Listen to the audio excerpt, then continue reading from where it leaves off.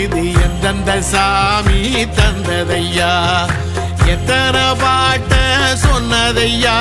அத சுத்துற பூமி கண்டதையா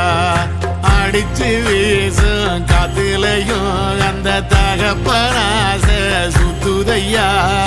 பிடிச்சு பூக்கும் விதையிலும் ஒரு வம்சத்து கதையே உள்ளதையா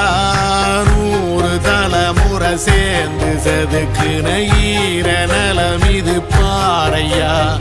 வாழும் வரையிலும் நீயும் விதைக்கிற கடமை இருக்கு கேளையா கோடி விளக்காயேந்தி கிடந்த வீடும் இருண்டது ஏனையா மாட விளக்கா நீ